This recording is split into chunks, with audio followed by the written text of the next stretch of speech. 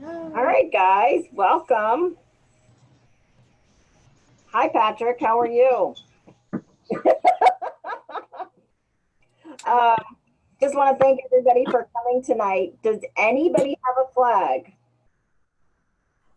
Nobody. Oh, Jen does. Jennifer Rich does. and Rich. Oh, Chris has it's like one. a scavenger hunt. Chris is prepared. She won. Hers first. Oh, Oh, Chris has got one, yeah. All right, we got 3. I will start. I pledge allegiance to the flag Yeah.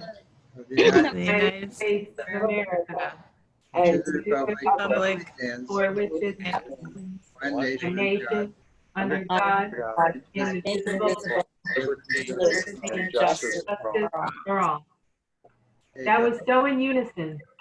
you think I would get used to doing this. I want to introduce, we have 3 speakers for tonight, and I'm very excited that Tracy was able to hear their story and want to share it with everybody. And would you guys, I have a brief introduction, but I will probably mess it up, so please correct me once you get on. First is Logan Schulz. He is the grandson of Dr. Richard Conrad, who is the president-elect of the Palmetto Club, and they have a childhood malnutrition global grant that they have been working on, which is kind of how we heard about this story. Logan is an FGCU graduate, and so some local ties. And along with him, we have Dr. Kyra Cuneo. Like, come close. Nick Cuneo. Nick Cuneo. Nice to Nick meet you all. Cuneo, okay. And Kyra as well. So I will turn it over to you guys and let you correct everything I've said and take it from here and give us more information. Awesome. Thank you so much. We'll share our screen. Just give us 1 second. yes. Yeah, let me give you this. Ah, there you go.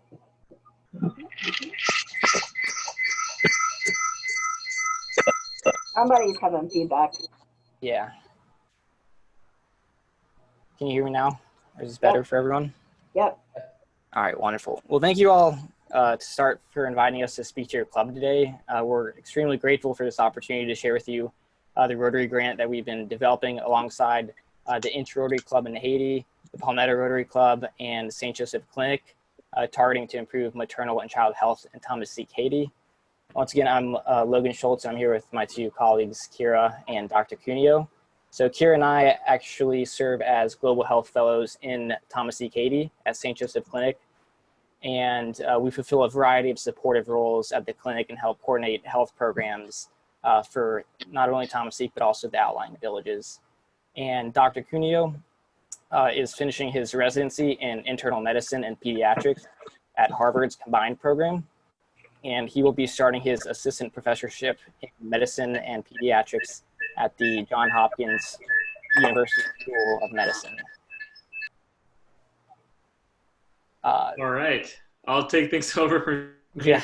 Thanks everyone for having us. I'm a big fan of Rotary. I did Rotary Youth Leadership Awards back in my high school days and co-chaired my Interact Club. So it's really a privilege to be Very good. back in touch with the organization. And so I'll speak now a little bit about some background on Haiti and malnutrition in general. As the poorest country in the Western Hemisphere, Haiti's uniquely impacted by food insecurity and hunger, 2 hot topics that I've devoted a lot of my career interest towards. And, you know, with Haiti's recent political unrest, it's led to a shocking 35% of the population there becoming acutely food insecure. According to the UN Food and Agriculture Organization, Thomassique, which is the community in which the clinic that we're all connected to is housed, is located within an area of Haiti that's designated as having a crisis level of food insecurity. And Haiti's food insecurity has had really a disproportionate impact on its youngest citizens. So an estimated 1 in 5 children in Haiti are malnourished, and 1 in 14 die before the age of 5, which is really a striking number if you think about it. Most often, these deaths are either directly or indirectly the result of malnourishment. We know in pediatrics that malnutrition in early childhood, if it does not lead to death, can have far-reaching implications that extend well into adulthood. It can impact intelligence, educational attainment, and future income potential, to name a few. As a result, addressing malnutrition has been found to be particularly cost-effective across public health interventions. So COVID-19 has, as we all know, impacted all aspects of life, but it's predicted to have a particularly devastating effect on food insecurity worldwide.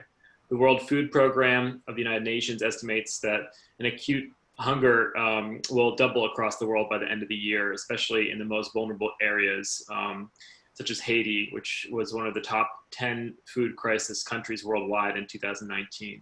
And apart from disrupting food supply chains, COVID-19 is expected to divert resources from programs addressing chronic diseases across different countries, including programs addressed towards malnutrition, which will further exacerbate the situation. UNICEF, which is the UN organization dedicated to child health, has proposed a theoretical framework to understand the root causes for malnutrition better. On the most basic level, a country's social and political context can leave households vulnerable to inadequate resources to achieve food security, a healthy environment, and adequate feeding practices. And as a result, inadequate dietary intake and diseases can conspire together to produce malnutrition in children.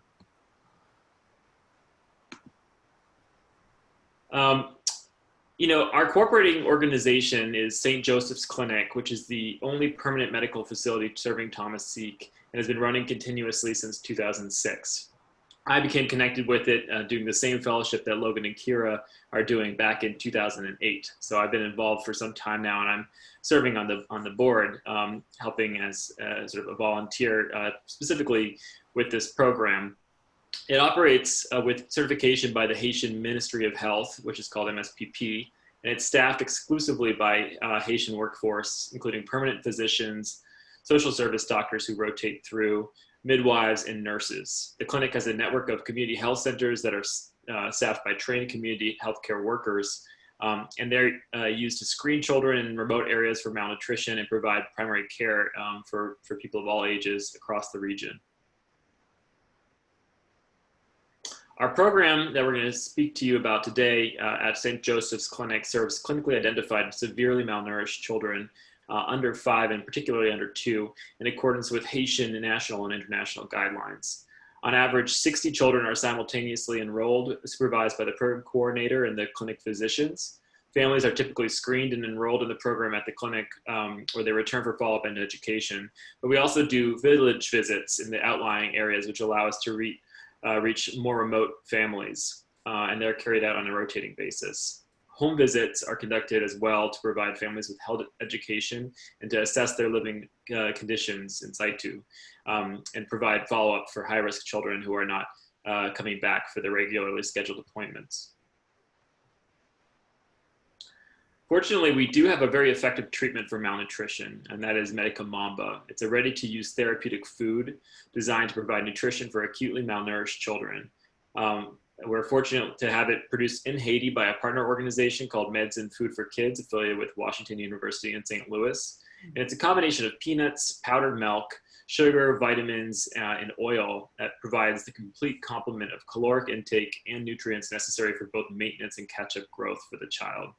Parents can take Medica Mamba home and give it to their children themselves or to the acutely malnourished child themselves. So long hospital stays are not required, which eases the burden on an already overwhelmed health system, more so in the setting of COVID-19, and allowing parents to take care of other children and family members at home or continue to participate in income-generating activities.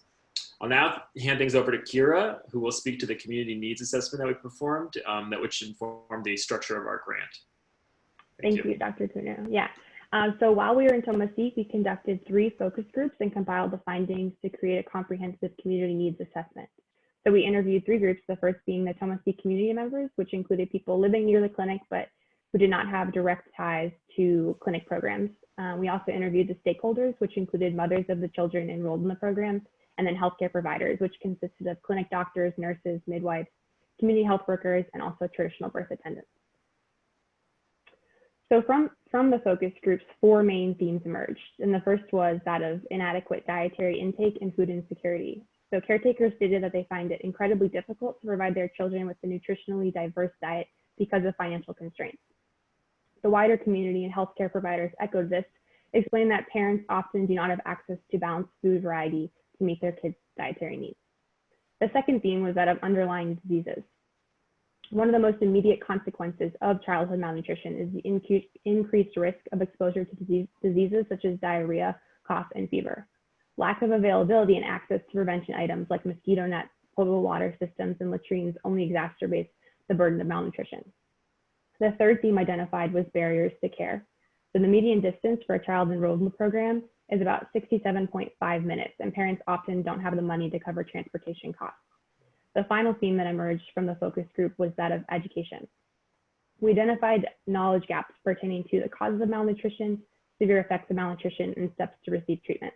However, there was a desire expressed by all groups to learn more about health and wellness, and all caretakers expressed interest in learning business and agricultural skills. So given that the determinants of childhood malnutrition are multifaceted, and this Rotary grant takes a holistic, comprehensive approach to address the burden of disease in the region. So our 3 goals include the first being treat the immediate causes of severe childhood malnutrition, the second being helping to prevent underlying causes of malnutrition, and the third, empowering and educating caregivers. So we developed a proposal to align with the Rotary Foundation's goals, and we are continuing to work with the Rotary Foundation to ensure that the project meets all requirements. So I'm now going to hand it over to Logan so that he can speak to more of the specifics of our grant proposals. Awesome. Thank you, Kyra. So now I wanted to go a little bit into more detail about how we will accomplish our 3 goals, and begin by saying that each of our objectives has a robust monitoring and evaluation component happening that's tailored to each goal, which can be seen at the bottom of these next 3 slides. So given that the clinic is facing more demand for the malnutrition program than it can currently meet, due to the very high rate of childhood malnutrition in Thomassique and the crisis level of food insecurity that is rising because of COVID-19, like Dr. Cuneo mentioned. This grant wanted to first focus on addressing the immediate causes of severe malnourishment. And this will be accomplished through reinforcing the clinic's efforts to treat severely malnourished children on a routine basis with Medica Mamba, that ready-to-use therapeutic food, and providing them with the essential medications that they need. This grant will also improve the program's ability to deliver individualized care to each child by monitoring their progress at routine program appointments, conducting follow-up house visits, and teaching caregivers how to administer treatment. And lastly, we plan to equip caregivers with some items to help resolve some of the underlying problems of malnutrition, which I'll go into in the next slide. Yeah, so in order to prevent some of these underlying causes, which is the grant's second goal, the initiative's plan is to empower families to be the drivers of their child's recovery and increase community awareness of malnutrition by focusing on malnutrition prevention through a family-centered, holistic approach that's going to integrate education. We also plan to address the underlying causes of malnutrition and disease by providing better access to prevention items. These are things such as hygiene kits, mosquito nets, potable water systems, and other nutritional supplements. And lastly, we plan to provide continued medical education and training to clinic health professionals. This includes the clinic childhood malnutrition director, clinic staff such as the triage nurses and physicians, and community health workers in the 5 outlying villages. The third goal is, as you can see, empowering and educating the caregivers. So this grant really wants to focus on using education as a tool to complement the program's direct services that are addressing childhood malnutrition. And that's, once again, through the use of Medica Mamba and essential medications. So specifically through formal education classes, we aim to encourage behavior change in order to increase the uptake of nutrition-specific practices. This is things like related to food, health, and care, which can then lead to improved dietary intake and health statuses for families and their children. And one of the topics they will learn in the grants classes is that prevention of malnutrition begins with prenatal care, breastfeeding, and improved hygiene and sanitation. And additionally, through our program, we hope that caregivers will gain the confidence of driving their child's recovery, gaining literacy skills, and how to manage income generating activities. And some of the monitoring and evaluation components we'll be looking at for these will be the number of community members that we train, as well as pre and post test assessment to gain their knowledge. And lastly, 3 additional goals that we have for this global grant is to develop academic research projects to show the effectiveness of our program, to develop partnerships with other clinics in Haiti and NGOs to exchange ideas as well as protocols, and also to expand our malnutrition program to reach pregnant women. So not surprisingly, our Rotary Community Needs Assessment that Kyra talked about aligned with UNICEF's framework that Dr. Cuneo introduced in the beginning, and has informed the creation of our global grant to address some of the immediate, underlying, and basic causes. And we believe that by reinforcing the clinic's current primary care network, this global grant could more effectively deliver assistance to more malnourished children in need, and subsequently save more lives and improve maternal and infant care in the region. So over the past few months, we have made significant progress in the global grant. We've conducted the community needs assessment while actively involving the benefiting community in the project. And we have an international sponsor, which is the Palmetto Rotary Club. And you can see actually on the right, the incoming president, Dr. Conard, actually visited Haiti and to learn more about the program and all the different details regarding it. And in the photo on the bottom, you could see us actually in front of boxes of Medica Mamba that the Palmetto Rotary Club helped fundraise for. And those are currently, as we speak, helping kids over in Haiti. We've also had the support of the host club, which is the Rotary Club of Haiti, Rotary Club of Hinche in Haiti. And they've been continually collaborating with us to develop the grant. And we also have a vocational training team in place, as well as have started the grant through the My Rotary website.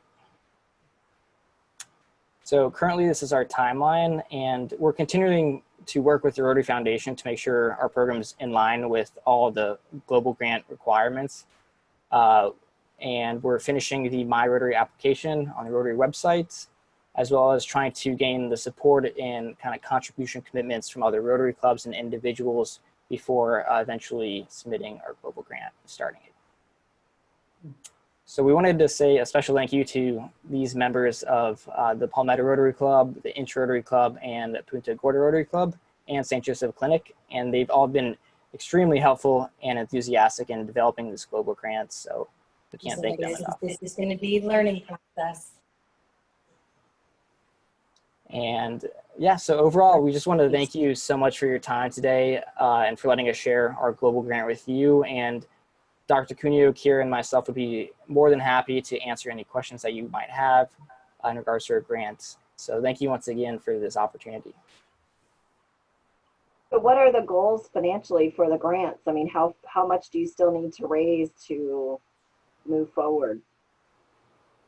Yeah, so we're still in, we just completely finished the community needs assessment as well as the writing of the grant, which was informed from what we learned from the needs assessment. So right now we're just beginning to expand and talk to different Rotary clubs to get their interests and their contribution commitments, because that's something that's needed before we can actually submit the grant. And I mean, as you can see, there's a major need that's only growing in Haiti, as Dr. Cuneo talked about. So we're gonna make do with what we can fundraise to meet as many malnourished children as we can. Our grant does have a very ambitious goal of going to the category of the global grants that's between 300,000 and 400,000, but that's after the matching that's done by the Rotary Foundation, after those matches from the district designated fund, individual clubs and individuals, etc.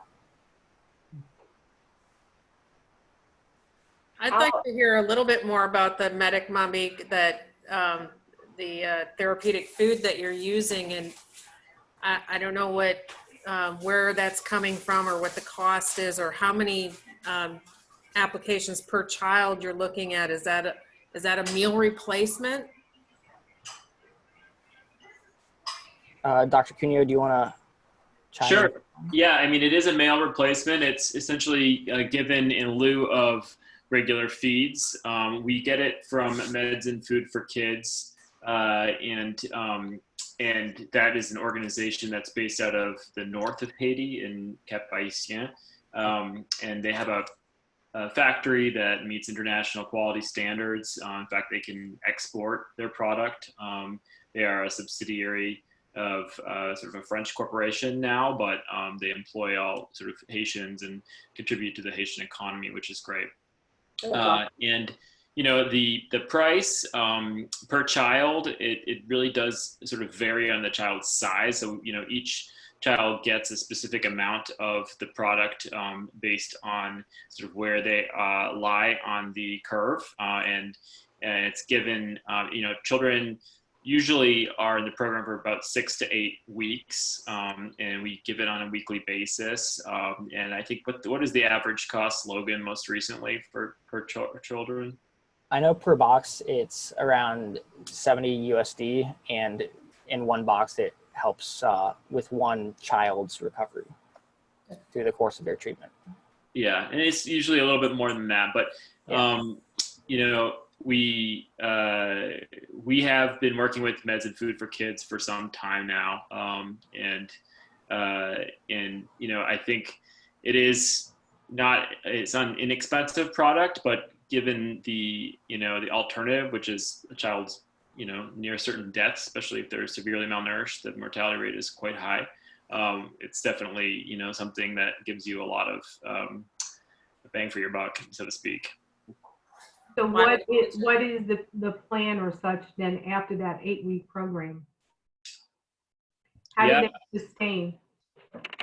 So the hope is to sort of continue to support these families, but we have integrated a large sort of education component, and definitely that is the piece that's designed to allow families to graduate from the program and not have to fall back into it. We do see some sort of small percentage of children have to come back into the program, but the benefit of having it integrated with the community health workers is that there is the capability of community health workers to visit families if there is concern that they will sort of be at special risk of falling back based on their progress with the educational piece, or just how long it was taking the child to reach recovery.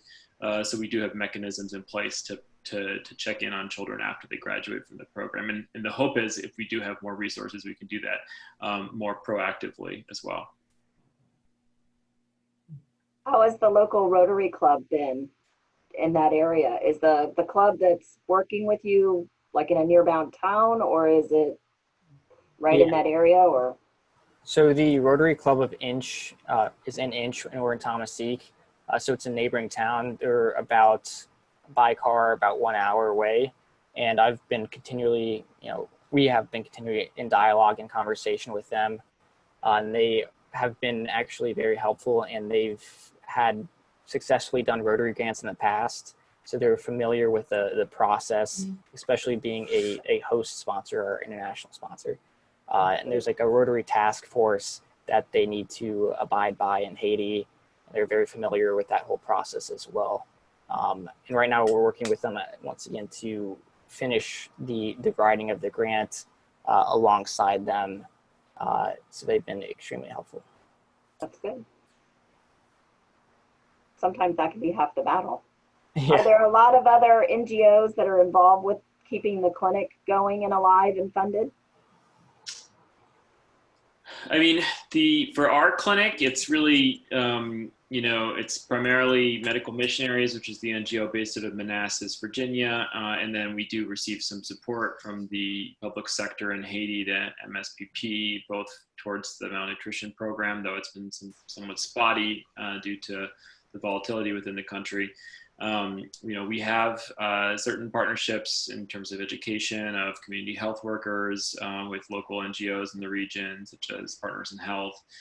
They also assist with our supply chain for certain medications that we order from IDA in Europe to clear customs. And so we have affiliation with Chlorfacil, which is an NGO that helps with chlorination and point of use interventions for water purification. And so, we do have a number of partnerships, but the primary funding for the clinic comes from Medical Missionaries, which is based out of Manassas and fully supports the operating budget for the clinic on an annual basis.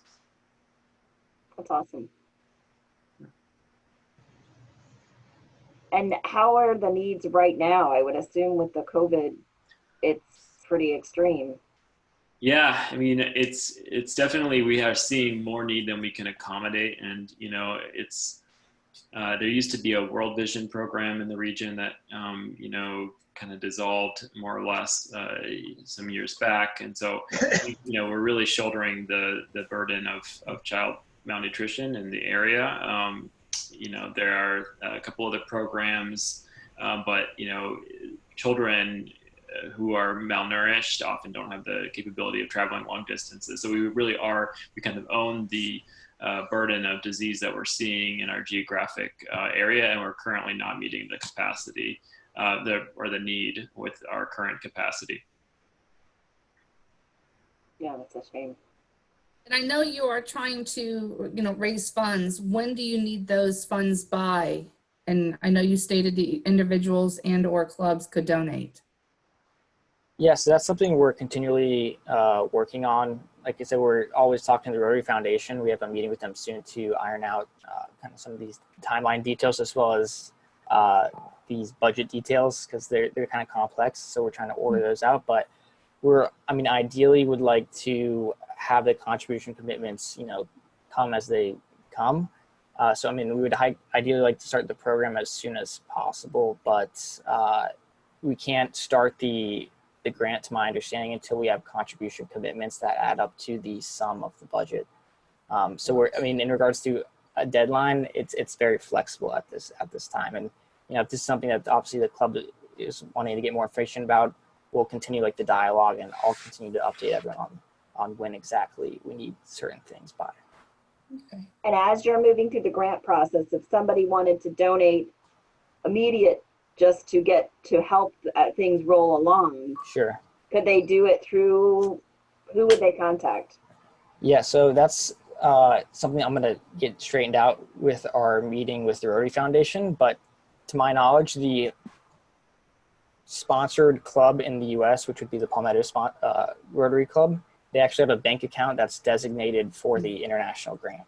So if someone wanted to donate anything, they would just, to my knowledge, send a check to that respective account. They would obviously inform your club so you guys can get credit for it on your end. And if I can interrupt a little bit, on the first major part of a grant, which would be the first $15,000, it would be helpful if clubs or individuals would just send that to our district foundation chair. And then, as you all learned on Saturday, we would swap that out to make that, worth $30,000. So that is the minimum, that we need to kickstart a grant.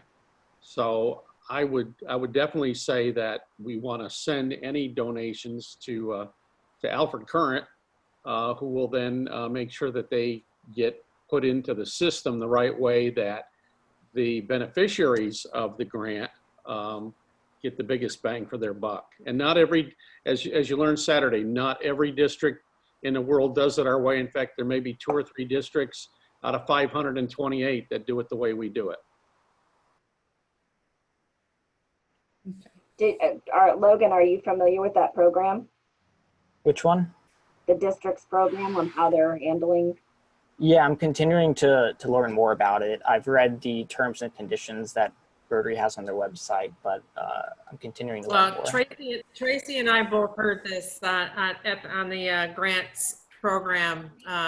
So yeah, I think he picked up a few tidbits on that program as well as they presented. Yeah. I know it's complicated, but Rich, would you give Logan a real fast? Oh, we've been talking and we've been in touch with one another from the beginning. So. Okay, good. Yeah, it's just a lot of that. Our district is very aggressive at trying to match money and maximize dollars out, so that if you have a heart and a passion to give, the most is going out as quickly as you can. Yeah, that's a jump start. Obviously we want to take this and invite other districts in Florida and throughout zones 33 and 34 and any others around the world. And what we would want to ask them for would be for their DDF. Unlike our district, which uses up every penny of it every year, most districts do not. They have money that the district governor has full discretion over.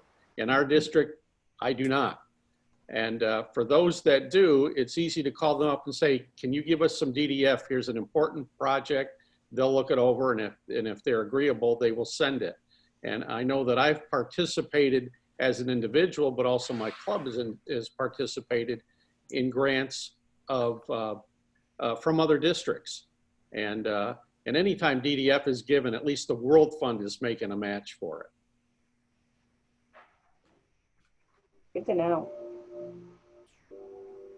Dr. Cuneo, you've learned more about Rotary funding than you ever wanted to know. I mean, it's impressive, the mechanisms in place to really amplify.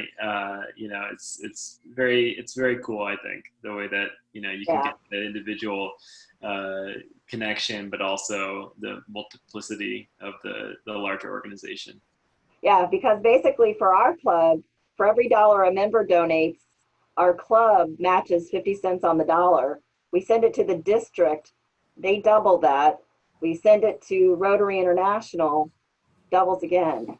So and then the Rotary International works with other organizations to get matching funds too. So the Bill and Melinda Gates help match some of their contributions for polio. So they've done a great job of really maximizing your donations. Yeah.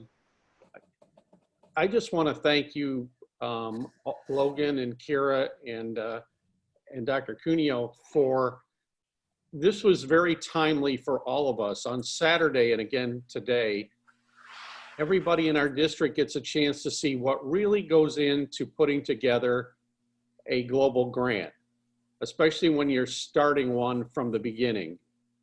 So often we just partner up with somebody else who's already written one. Mm-hmm. But you showed us the steps, what Rotary requires, the needs assessment, the ways of measuring what the grant will do and what it will accomplish, and then the sustainability factor. And I received a lot of emails over the last few days saying that was such a clear picture of what it takes and why the good we do in the world lasts. I will take you back that if some of you have seen John Smarge's presentation on the hand wash project that's going on simultaneously in Haiti, one of the things that happened over the years is, 20,000 do-gooding organizations, all meaning well, went and built wells. And, weeks or months after they left, the wells broke down and no one was there to repair them. No one was there to check and see if the water coming out of them was clean. And somebody might build one, where I'm standing, and there might be another one 50 feet away, and they're not the same systems. They don't connect, they don't work right. And that's been going on for 40 or 50 years. So what we're trying to do in Rotary all around the world is make sure that the groups that are working in an area have some partnership, some responsibility to one another, and are at least talking to one another. And you can see by the partnerships they have, for this project, that they've been using folks on the ground in Haiti. They're using a food that is produced in Haiti, and partnerships with other groups. And I really do commend you for putting this effort in. And I want to thank Dr. Connard, who's not on the, I don't think he's on the call tonight, but for bending my ear after a Rotary Club meeting one day and said, I think I've got an idea of something we might do. Yeah, I'll echo Rich's comments that well presented, well thought out, well done. Yeah. Well, thank you all for providing this opportunity to share this with you. It's really a huge privilege to see how many folks are interested in partnering with us for this work. We think it's really important, and we're really happy to share more with you about anything that comes up in the next few days or weeks. So please don't hesitate to reach out to us. Okay. Yeah. Logan, Thank you so much. Logan, I'll be reaching out to you because I know some other clubs would like to see this presentation.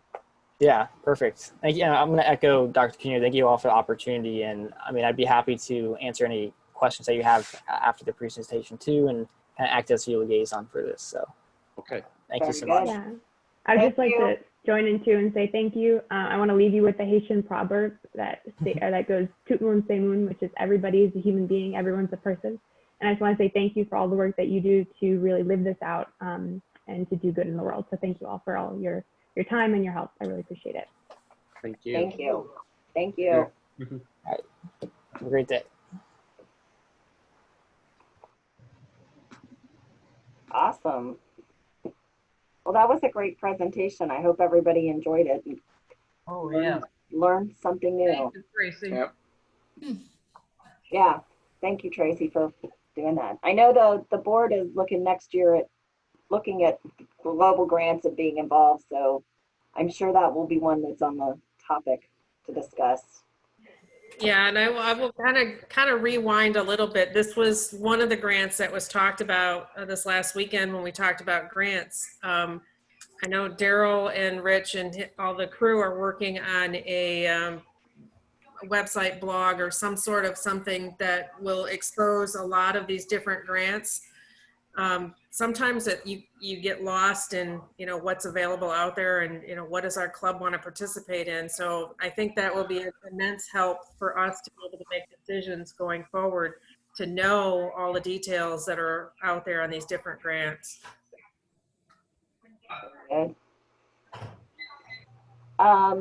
Tracy, would you like to give an update on the Red Nose Day and what is planned and started? So Red Nose Day is a little bit different this year. I've sent out a few emails and posted a few things on our website. Due to the CDC not wanting the kids to be touching their faces, they've gone digital.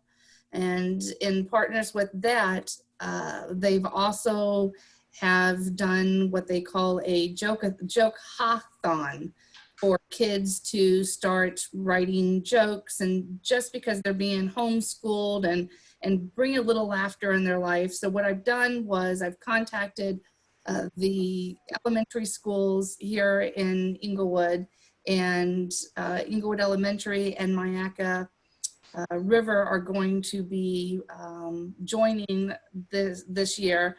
Vineland just they're having some, I guess, a little bit more difficulty with the online schooling. So we've come up with a flyer that we are going to distribute to the Boys and Girls Club starting this Thursday, and also to the Sky Academy, that gives them a little bit of an overview of what a joke-hathon is, on top of the information that they're also getting in the schools.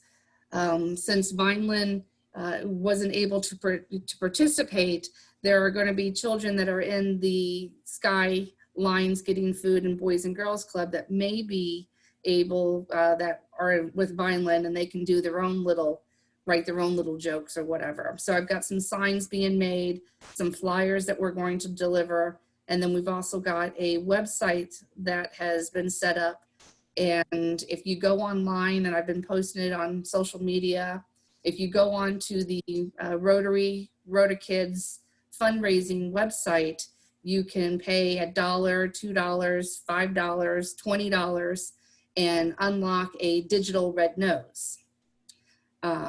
And then once you unlock that digital red nose, Hasbro is matching the donation. So if you donate $25, Hasbro is going to turn around and donate $25 to match you. And you can see on there when you do donate that Hasbro within probably 5 minutes goes on there and matches that donation, and they'll donate up to $50,000. The money's not going to the elementary schools. It's just a way to get the elementary kids involved in Red Nose Day, because they're used to getting, you know, paying $1 at the school and putting on a red nose and watching the Red Nose Day at night. So. If I might, when we first started talking about this, and with all the challenges that we have, one of the things that we talked about is the kids are already familiar with this, they're already used to doing it. So it's not something new. We're just asking them to do it a different way. And thinking that that might also, with the jokes, might provide them a little bit of relief in a crazy time that we're all experiencing. So that's why we kind of decided to go ahead and run with it. We don't know what the outcome will be. And it really, at this point, doesn't matter. It's just trying to do something good for those kids and maybe put a few bucks in the hopper. Tracy, as somebody who doesn't do Facebook and all of that, can you put all of the information onto an email so that we can do something, or people like me who don't do Facebook can contribute? Yep, I actually had sent out, I think last week, an email. I will kind of re-edit it a little bit because it was more for to join the committee. So I'll kind of re-edit it and give you the exact link, and it does not have to go via Facebook. I can't do Facebook, I just don't do it. That's okay. And it is also on our website as well in the story section. Okay, thanks. But yes, If the story doesn't pop up, if you scroll down to more stories, you should see a story on it, and it'll have a link in it. And I want to say in the link in the... It should pop up. It should be the first story now. I changed it. Yep. But in the story on our website is a link to where you can click to the rednoseday.org to our fundraiser and donate if you are interested. So Tracy did an awesome job of making it easy. So go to the Rotary Club of Englewood.org and you should be able to see it right on our homepage. So, Tracy, what can we do to help up until that or the day of? I'm going to drop off the flyers to Sky Academy and Boys and Girls Club on Thursday, and they're going to start distributing. And then on Red Nose Day itself, May 21st. Which is the 21st of May. During the food lines, we're going to hand out those Red Nose Day bracelets, not noses. They're bracelets that we're going to be getting from Walgreens, and we're going to hand that out on Red Nose Day itself. And we'll put some more information, so if you want to come out, everybody wears their mask. We're going to be I think they're going to be individually wrapped. Julie is going to be picking them up, so we haven't seen how they're going to be wrapped. But we're going to hand them out with phones and promote it. So again, just come out and be silly with the kids, encourage them, have a few smiles, a few laughs. Wear your face mask. Wear your face mask. I do have roses if you want to pin a nose to your face mask. So you can always be creative. But we're going to have, so if there's anybody that wants to stay on after the meeting, we are going to have a little powwow just to kind of square away what we're going to be doing on the actual Red Nose Day. And then I'll send out another email to let everybody know that if they want to come out and participate. We're not going to have too much interaction with the kids. It's just going to be there more for and being sweet and silly. And yeah, wearing our Rotary shirts. I've got some signs being made from Quick Signs. You might have seen the post on Facebook. Carol, you haven't seen it because you really don't do it. I'll put it in the email. It's a picture of the Statue of Liberty with a red nose on it, with a little slogan that says something about we're trying to, something about childhood poverty, one nose at a time. And it's got the Rotary logo. I'll send it to you. Yeah, it's hard to see. Oh, that's funny. It doesn't come up very good, Kath. It's kind of glared, yeah. Well, if you let me share my screen, I can pull it up, Julia. Yeah, I can do that. I really, I tried. I really can go into Facebook. I just try not to because there's so much crap on Facebook. But I can go in. All right, so hold on, let me get. I have to share a story because I posted a picture the other day where Matt's girlfriend had given me a sunflower. And so I posted a picture to Facebook and said, you know, Alicia Cornett was very sweet and gave me this. And it had a little note for happy early Mother's Day. And my sister-in-law went in and clicked on her name and did Facebook stalking, checking her out. Seeing. So she can maximize. She never uses Facebook at all, but she was able to. There are skills out there. Oh, cute. So this is it. I had done one with a white background, but the picture of the Statue of Liberty that I had taken was blurry, so I had to kind of do it at the last minute last night. So this is the signs that we're get to put in the food line for Boys and Girls Club and Sky Academy. If you've noticed, I've made it so we can use it year after year if we want to use it for any type of other publicity. I'm trying to, more of the stuff that we get made, don't make it so much year oriented, therefore we can get a more bang for our bucks. Thank you. Yep. Yep. Spoken like a treasurer. Yes. And a minimalist. Thank you, Tracy. You've done a great job. Thank you. You really have. Thank you.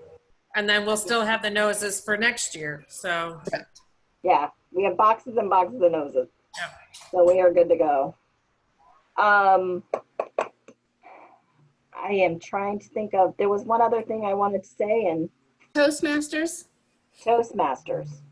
Next week's meeting is Toastmasters. She would like 2 to 4 volunteers to practice their elevator speech. She wants it to be an interactive meeting, so instead of just talking, she wants us to do a, how would you introduce yourself and what you do, and then we talk about ways you could improve your elevator speech, but we've got no takers. Who would be interested in participating? Nobody seems well, brave. we're kind of on the hook, so I'll take a spot. All right. I don't make any promises. Hey. Alfred wanted to, but I told him no. He doesn't know what elevator speech means. So. All right. 30 seconds, that would cause him harm. 30 seconds? Is that all it is? 30 seconds? Yes. Yes. Okay, I'll do it. And I Okay. get I'll get critiqued. my elevator speech right now. Is this thing moving? Yeah. We have more than 2 people in here. Okay. All right. Yeah, and I don't know how many of you are aware, Toastmasters and Rotary come together and become partners. You might have received an email yesterday. I also took that email and copied and pasted it on the website. You can go to the Learning Center and learn how to build a speech, how to present a speech. We're going to look into maybe doing more with the Toastmasters here in Englewood. They do meet in the evening, so it should be at, after hours. So hopefully we can get some of us. I did Toastmasters probably for about 9 months, and I didn't quite finish the whole thing, so I'm actually going to go back. Decided to be president-elect after Deb. I want to work on my speaking skills a little bit more. It's always that terrifying moment. And I think actually at Pets, John Smarge really summed it up very well. It's something that everybody fears. So it's a Make great. you stop saying Yes. Don't make you stop saying Yes. John They Smart ring said a little bell every Ring a time you. bell when you say John, Really? Yeah, as much the as John problem is Smart with has spoken and the positions he's held, he said he still gets nervous for every speech he gives. I had to Charlene. turn the air off because he's working in there.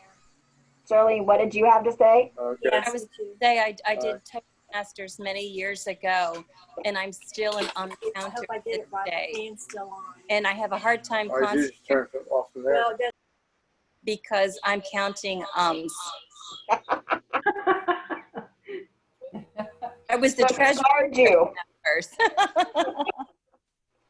Maybe that'll be the lesson is how do we get over that? Yeah, no. Sometimes you get what you get. Not afraid to be real. And then after Toastmasters, I've got a couple other ones lined up. We've got the Court Fund, the Executive Director and past District Governor Betsy Owens. And then after that is Shelter Box. And then the last 3 meetings will be for Deb and Julia to wrap up her year and Deb to kick it off. Yep. Tracy, you've done a great job getting speakers during this. She really has. Well, and it's been awesome to get speakers that geographically we're not able to normally have. I did talk to the Elks. I talked to Doug, and they are open with a very limited kitchen. They're obviously not accepting groups at the moment. They're waiting to hear from the governor what they can do, and then once they're allowed to have meetings, then we would have to strategize how we would want to do it. But I know Deb and I and Tracy and I have talked about finding a way to incorporate the Zoom into our regular meetings once we do start going in person. So if someone's not able to be there at lunch, they can go to our YouTube channel and see one of our videos. So I hope that we're getting better at this. But our goal, we want to use this as a tool to keep everybody engaged moving forward, because I know sometimes you just can't get away at noon. Well, the one thing that I will say that it's Rotary's new theme for the next year going in is perfect because it opens opportunities and we've been forced to open those opportunities. Yep. So yeah, I think we will have some kind of intermingling with Zoom and different digital technology going forward. We will still obviously meet in person as soon as we can, but I think this will be an interactive segment going forward. Yeah. Brad. I think it's fair to raise your hand. Have you guys decided to do anything about the installation opportunity banquet, meeting, group hug, whatever? Deb's been desperate. She just took a bite of food. Yeah. She's been desperately trying. We've been bouncing ideas and trying to think of how to handle it. So I have to have a plan A and a plan B. So yeah. I'm not ready to fully give up that in-person installation yet. However, it's ticking. So I'm looking at a couple of different opportunities and something different that we can do if I'm forced to that. If we can't get together as a group, I have a couple of ideas. I really just myself personally like to have that one-on-one person interaction of the installation. So there'll be more information coming on that in the next couple of weeks. I know the deadline is coming soon. It will be different for sure, but how different is unsure yet. Well, you can always do it in July or August or even September if you want to, so there's nothing says you have to do it in June, so. No, but right now the date I'm looking at is towards the end of June. So we do have a little bit of time. And if the opening continues to progress forward, then that may be an opportunity. If it's not, and of course, also with that, we have to respect those wishes of those that are concerned and don't want to attend. So there will be, whether we do it semi in person or whatever, there will be a Zoom aspect of it because there will be people that won't feel comfortable yet. And I absolutely respect that. So it will be a different dynamic. But for those of us that are ready to, if we are able to and are ready to, we can do that. Do a drive-through. Like a drive-through movie theater. That is one thing Deb and I talked about, going person to person to initiate them, install them, videotaping it, and then piecing it together. Rick. Yeah. I just wanted to throw out to all of you, the word will come out with our newsletter that's ought to be in the next day or two coming out to everybody. We are saving Tuesday, June 30th at 7 p.m. for a virtual change of watch for the district. So you're all going to be invited. Actually, the link is already on DACDB for that night. Just click on it and you come right into the little celebration that we're going to have for Daryl Keys to get him off on the right way. Hopefully, you know, sometime down the road, we'll have a celebration time for the whole district. But that remains to be seen. Some of the venues are telling us that they're not going to take big events until sometime in 2021 now. So we do want to do that virtually, and we hope you'll want to join us. And as I say, that's in the newsletter, and you'll be hearing more about it, but it'll just be a fun time to stick your head in. I promise you that there will be an appearance by the Queen, because we want to make sure that Daryl is, you know, properly received in this district, okay? There better be a pelican too. A flamingo. A flamingo. Well, you never know. James Bond may be wearing a flamingo suit that night, so. Very good. So, Brad, to answer your question, we don't know. Progress is being made, I'm sure. Yes. Yeah. Lots of discussion. Yeah, lots of discussions. And everyone should have got an email today. Lisa Marie, she logged on for a while, had to log off. But she does want to move forward with membership. So I told her she might make history as our first virtually installed member. But everyone should check your email out and just let me know if you have any questions, concerns, comments, approve it. Now, Rich will say that they have done quite a few. We have not personally, but throughout the district they have. Very good.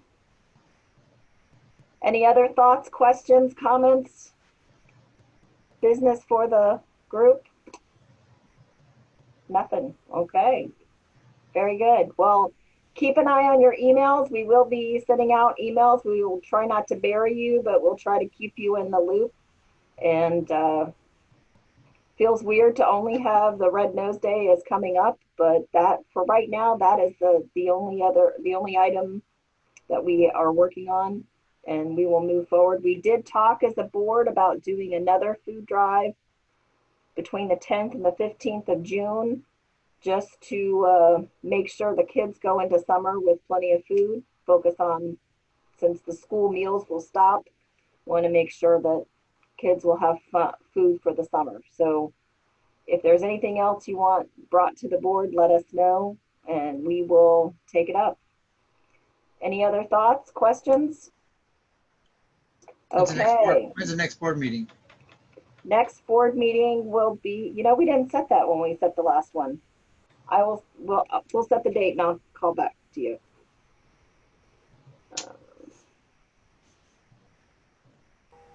So who wants to end with the 4-way test? Yep. All right. Brad. All right. The things we think, say, and do. Number 1. Is it the truth? Number 2. Is it fair to all concerned? Number 3. Will it build goodwill and better friendships? And number 4. Will it be beneficial to all concerned? Amen. Hey. Bye, Rich. Bye, everybody. Good to see you all. Good night, everybody.